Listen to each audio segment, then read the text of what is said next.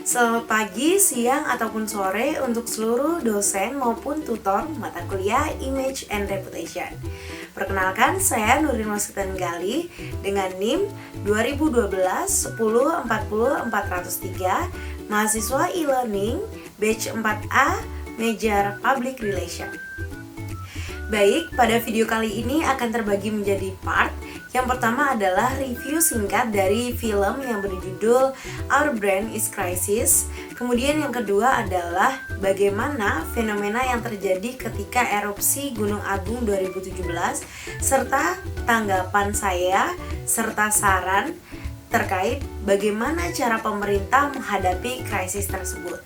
Nah, menurut saya sendiri, dari kedua hal yang telah saya sampaikan tadi sangat erat hubungannya dengan image and reputation, di mana kita menjadi tahu bahwasanya setiap company memiliki caranya masing-masing dalam menghadapi suatu krisis.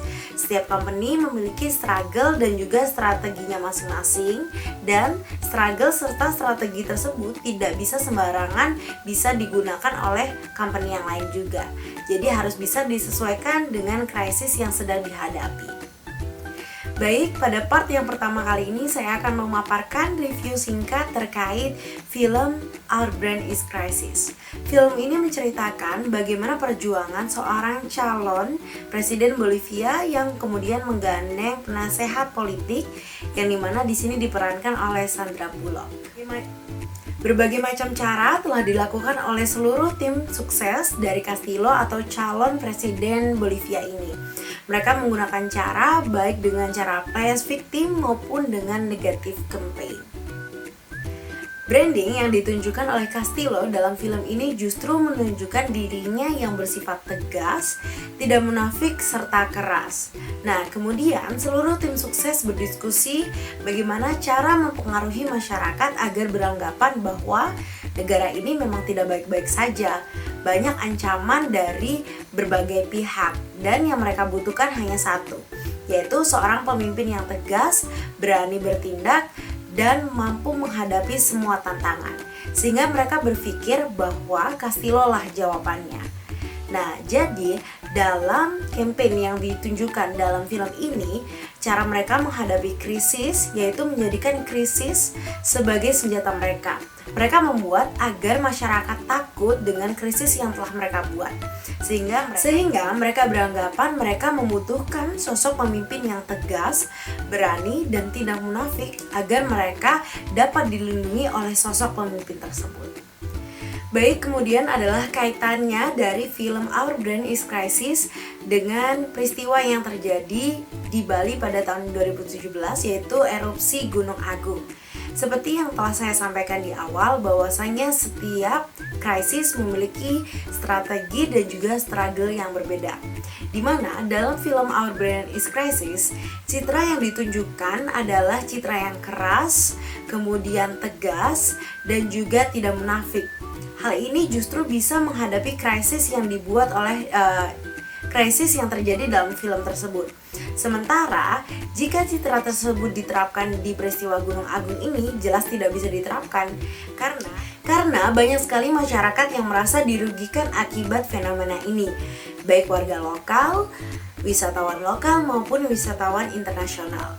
Gunung Agung ini sendiri dianggap disucikan oleh umat Hindu di Bali.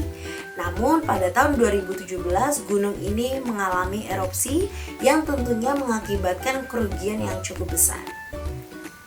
Menurut saya, langkah yang dilakukan oleh pemerintah sudah sangat tepat, dimana kita tahu bahwasanya dampak dari suatu bencana tentu akan berakibat luas, seperti ekonomi, sosial, dan juga lingkungan. Dalam hal ini, pemerintah tentu perlu menjalin kerjasama dengan berbagai pihak. Dan hal yang pertama yang dilakukan oleh pemerintah adalah mengevakuasi serta membantu para korban yang terdampak dari erupsi Gunung Agung ini. Serta pemerintah juga memberikan tempat untuk para pengungsi.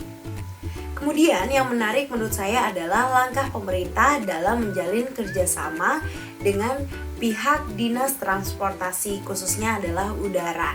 Dimana kita tahu bahwasanya Bali merupakan destinasi wisata yang banyak dikunjungi oleh wisatawan, baik lokal maupun wisatawan mancanegara. Dan pada saat kejadian itu masih banyak sekali wisatawan-wisatawan yang ada di Bali. Sementara jika menggunakan transportasi moda udara, tentu saja hal tersebut terganggu. Sehingga banyak sekali jadwal penerbangan yang akhirnya di-cancel. Nah, kemudian pihak bandara dengan cepat melakukan rapat koordinasi dan kemudian menyampaikannya melalui konferensi pers pada media. Apakah Bandara Bali tetap buka atau tidak? Mereka memberikan follow up secara langsung dan secara live pada saat itu. Kemudian juga pihak bandara menjalin kerjasama dengan para maskapai yang bersangkutan. Ada juga beberapa maskapai yang memberikan fasilitas di mana para penumpangnya diberikan tiket untuk hotel, jadi mereka bisa kembali ke hotel lagi dan menunggu reschedule untuk mereka diterbangkan kembali. Selain itu juga pihak bandara juga menjalin kerjasama dengan imigrasi, di mana pihak imigrasi memberikan keringanan visa selama 1 bulan akibat erupsi Gunung Agung ini. Sehingga dalam hal ini kita tahu bahwa reputasi yang dimiliki oleh pemerintah Bali baik di mata lokal maupun global sangatlah baik. Karena pemerintah Bali mampu mengkoordinir segala instansi dengan secara baik dan juga cepat dan tanggap meskipun di tengah adanya bencana yang ada. Baik, sekian yang dapat saya paparkan. Terima kasih banyak atas perhatiannya dan mohon maaf bila banyak salah kata. Stay safe and always keep healthy and bye.